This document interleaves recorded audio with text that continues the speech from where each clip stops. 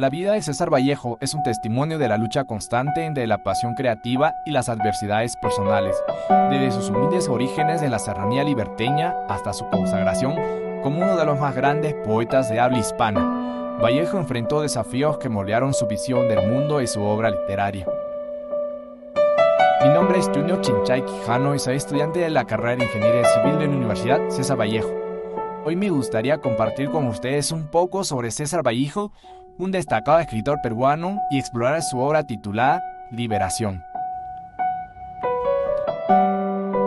César Vallejo nace el 16 de marzo de 1892 en Santiago de Chuco. Sus padres fueron María de los Santos Mendoza Gurrionero y Francisco de Paula Vallejo Benítez. Desde muy pequeño tuvo una vida marcada por la pobreza y el sufrimiento, pero por ello logró ser un gran poeta, escritor y pensador peruano. Su fallecimiento fue el 15 de abril de 1938 en París, Francia. Cursó sus estudios primarios en 1900 y 1904 en la Escuela Municipal y luego su secundaria lo continuó en el Centro Escolar número 271 de la tierra que lo vio nacer, el Colegio Nacional San Nicolás de Huamachuco de 1905 a 1909. César Vallejo estudió sus claustros universitarios en la Universidad Nacional de Trujillo de 1913 a 1917. Esto le permitió obtener mucha sabiduría para crecer como un gran escritor, autor, esto a pesar de tener una vida muy reñida. Asimismo, Vallejo estudió en la Universidad Nacional Mayor de San Marcos en la Facultad de Letras en 1917.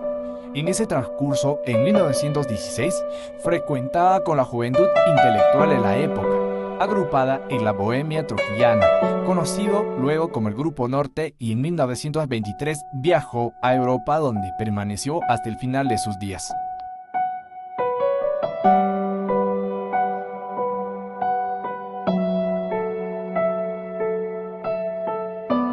El recuerdo de María Rosa Sandoval es la inspiración de su primer libro, Los Heraldos Negros, y se junta a de la madre del poeta también llamada María en la imprecación a Dios de su poema Los Datos Eternos. Tú no tienes, María, que se van. Después de más de un año de romance, ella desaparece sin dejar huella.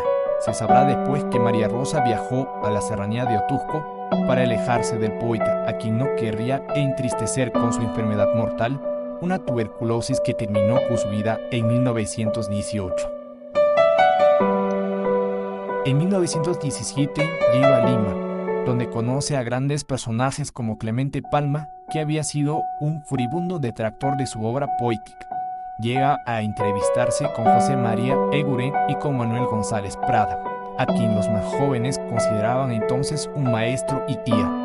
En la capital, Vallejo se vinculó con escritores e intelectuales como Abraham Valdelomar y su grupo Colónida. José Carlos Mariátegui, con ambos hace profunda amistad. También conoce al Luis Alberto Sánchez y Juan Parra del Riego. Asimismo publicó algunos de sus poemas en la revista Suramérica del periodista Carlos Pérez Canepa. El 1 de agosto ocurre un incendio y saqueo de una casa del pueblo, perteneciente a la familia Santa María Calderón, arrieros negociantes de mercaderías y alcohol desde la costa, suceso del que acusa injustamente a Vallejo como participante y asusador. Se esconde, pero es descubierto, apresado y arrojado a un calabozo de Trujillo, donde permanecerá durante 112 días, del 6 de noviembre de 1920 al 26 de febrero de 1921. La salida de César Vallejo del Perú no fue como en el caso de otros intelectuales peruanos que emigraron a Europa en busca de un nuevo horizonte cultural, sino respondió a la preocupación que sentía por el proceso judicial que lo llevó a estar preso 112 días y en el cual aún se encontraba abierto. En 1930 viajó a Madrid a raíz de la publicación de su poemario Trilce, pero señaló el descubrimiento de su poesía en España, donde fue sometido a la crítica. Retorna a París, pero al poco tiempo es expulsado acusado de hacer propaganda comunista. El Grupo Norte, surgido en 1915 en la ciudad de Trujillo y conocido al principio como la Bohemia de Trujillo o Bohemia Trujillana. En 1923 adoptó el nombre del Grupo Norte. Su vigencia terminó en 1930. tuvo por inspiradores y dirigentes al escritor y periodista Antenor Orrego y al poeta piurano José Eulogio Garrido.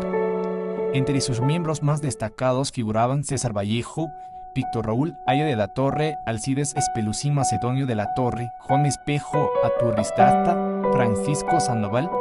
Ciro Alegría, todavía muy joven, insurgió con las inquietudes artísticas y sociales, mostrando un afán renovador en tiempo de la crisis mundial derivada a la Primera Guerra Mundial.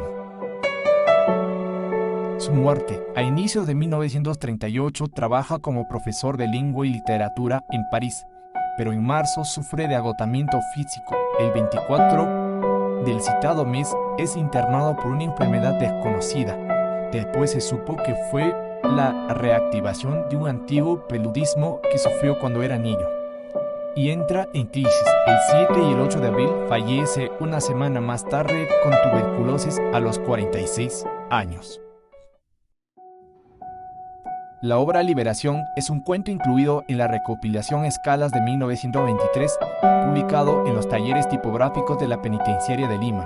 Este relato narra la trágica experiencia de un hombre que enfrenta la vida dentro de la prisión, explorando temas como la injusticia, el miedo y la desesperanza.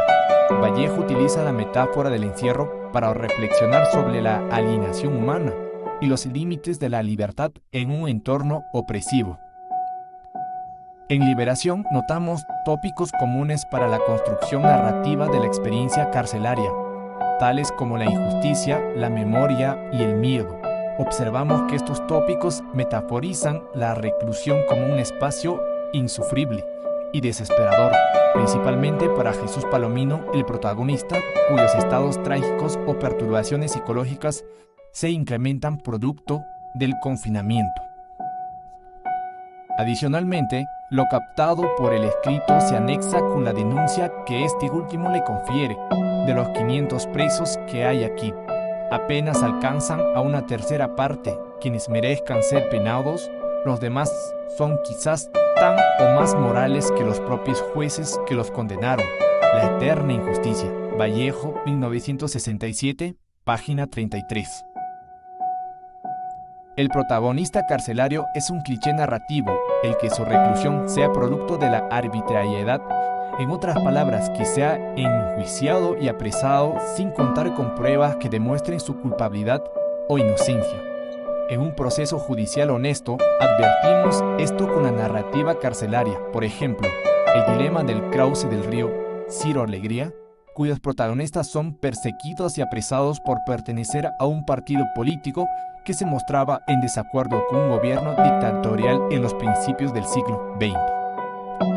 Como es de esperarse, los personajes fueron encerrados injustamente y desde el primer momento de la narración fueron etiquetados como inocentes. Fragmentos relevantes de Liberación. Si usted ha estado en Trujillo, debe de haber conocido a Jesús Palomino, oriundo de aquel departamento, que purgó aquí 12 años de prisión. Hago memoria.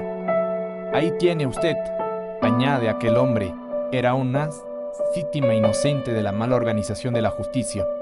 Vallejo, 1967, párrafo 34. Injustos, esta hipótesis se valida en Liberación, si hacemos referencia a la familia del hombre que estafó a Palomino, quienes son sus antagonistas no presenciales. A ellos se suma la idea que Vallejo plasmó sobre las clases sociales en uno de sus viajes a Rusia en la década de 1930.